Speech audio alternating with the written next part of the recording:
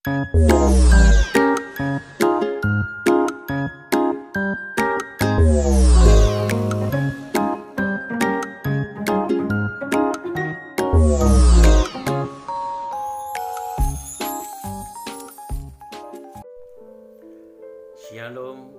bro and sis yang terkasih di dalam Tuhan Yesus Kristus. Salam sehat dan salam sukacita. Pada hari ini, Selasa 24 Agustus 2021, berjumpa kembali dengan saya Suprapto dalam Renungan Kabar Sukacita. Permenungan hari ini diambil dari Injil Yohanes pasal 1 ayat 45 sampai dengan 51. Dan saya memberi tema permenungan kita pada hari ini, yaitu mengikuti panggilannya. Bacaan Injil hari ini diambil dari perikop murid-murid Yesus yang pertama.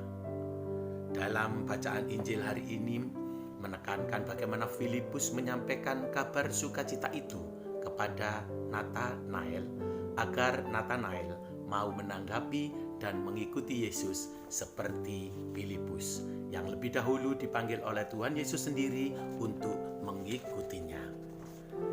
Dalam ayat-ayat sebelumnya diceritakan setelah Yohanes berkesaksian kepada Andreas bahwa Yesus adalah Sang Anak Domba Allah, dan Andreas mengatakan hal itu kepada saudaranya Simon Petrus kalau ia telah menemukan Mesias atau Kristus. Maka keduanya mengikuti Yesus. Dalam perjalanannya menuju Galilea, Yesus bertemu dengan Filipus dan berkata kepadanya, "Ikutlah aku." Lalu dalam ayat 45 dikatakan, Filipus bertemu dengan Natanael dan berkata kepadanya, "Kami telah menemukan Dia yang disebut oleh Musa dalam kitab Taurat dan oleh para nabi, yaitu Yesus anak Yusuf dari Nazaret." Bro and sis yang terkasih, apakah Natanael langsung mengikutinya? Tidak. Ia bertanya terlebih dahulu sebelum menjawab dan mengikuti ajakan Filipus. Saya sangat terkesan dengan ayat yang ke-46, yaitu kata Natanael kepadanya, "Mungkinkah sesuatu yang baik datang dari Nazaret?"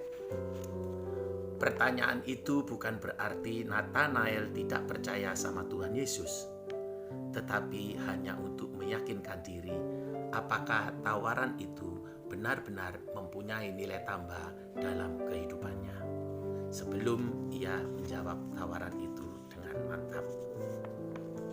Bro and sis yang terkasih, sekitar 6-7 tahun yang lalu, antara tahun 2014 atau 2015-an, ada dua orang teman saya, yaitu Bro Wenbin dan Bro Junming, yang dengan semangatnya menggebu-gebu mengajak saya untuk mengikuti camp Priskat yang keempat. Waktu itu saya tidak langsung menanggapi dengan, "Ya, saya mau ikut." Tetapi saya mengatakan, "Nanti dulu, saya tak pikir-pikir dulu."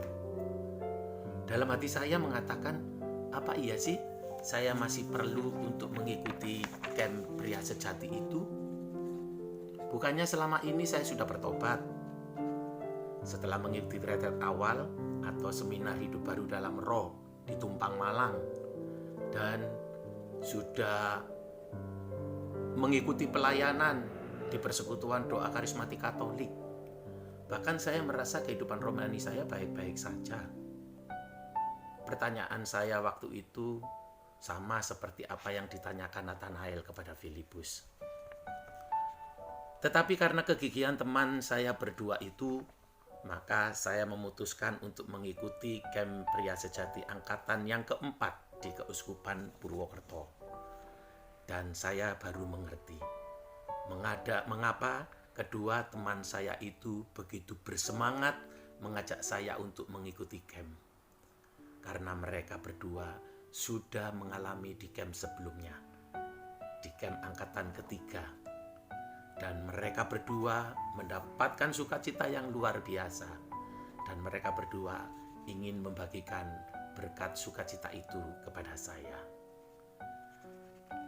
Karena camp itu telah benar-benar memberikan pertobatan-pertobatan yang lebih dari pertobatan saya sebelumnya.